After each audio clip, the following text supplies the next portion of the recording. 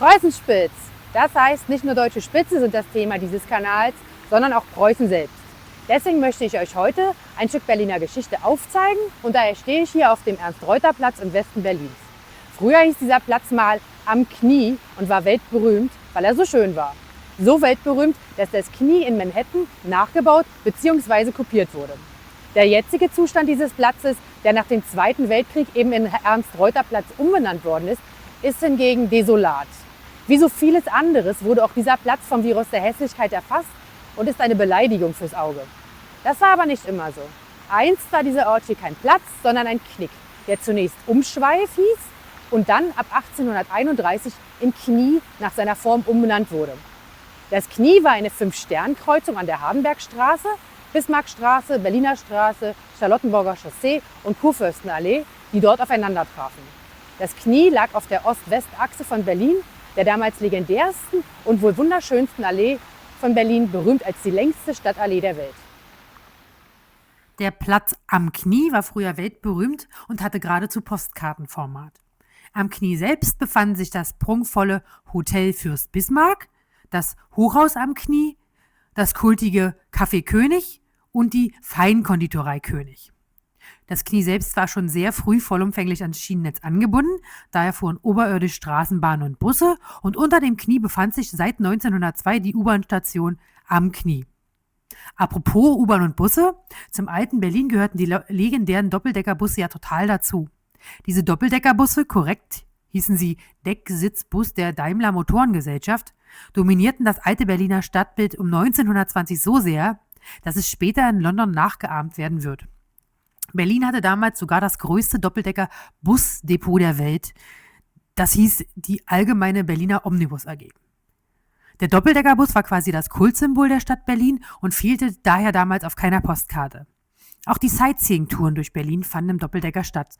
Damals jedoch noch ohne Sonnendach, dafür aber mit Freitreppe. Der in London nachgeahmte Berliner Doppeldecker hatte hingegen ein Dach. Dies war wohl dem englischen Wetter geschuldet. In Berlin hingegen genoss man die Sonne und die Berliner Luft vom Bus aus auch weiterhin erstmal ohne Dach und belächelte die Engländer. So sind wir halt, wir Berliner Pflanzen. Und weil nicht nur die Berliner Busse so fetzten, sondern auch das alte Berlin wurde insgesamt kräftig kopiert. So hat man das Berliner Knie in Manhattan ab den 1920er Jahren nachgebaut. Allerdings nach Ami-Manier deutlich größer. Logisch. Daher sah das verspätete New York um 1930 komplett wie ein verkitschter Nachbau von Berlin aus. Das Flatiron Building in Manhattan ist auch nur ein Abklatsch des Hochhauses am Knie. Und ebenso wurden das Hotel Fürst Bismarck und generell die Berliner Straßenbahn und das typische Berliner Café in New York nachgeahmt. Allerdings ohne unsere schönen Alleen. Nach Kriegsende wird das Knie zum Kreis degradiert und fällt wie so vieles der seelenlosen Moderne zum Opfer. Aus dem Knie wird der Ernst-Reuter-Platz, der von den Berlinern auch als Schuhschachtelplatz verhohnepiepelt wird. Das Knie wird ein orientierungsloser und kalter Kreis, ein Allerweltsplatz der Hässlichkeit. Lasst euch nicht täuschen von meinen Aufnahmen. Sonne und die Bepflanzung täuschen kräftig darüber hinweg, wie hässlich dieser Platz hier wirklich ist. Nichts erinnert mehr an das legendäre Café König, an das einzigartige Hochhaus am Knie oder an die spektakulären Alleen. Wo einst das Hotel Fürst Bismarck mit seinen beiden pittoresken Türmen das Knie zierte, dient heute eine Grässlichkeit in der Form eines Weinkartons als einziger Orientierungspunkt. Eine Betonwüste, ohne Café, ohne Konditorei, ohne Stil, ohne Eleganz. Das Knie ist heute aufgedunsen, aus der Form geraten, es ist gebrochen. Wie auch die Tradition selbst.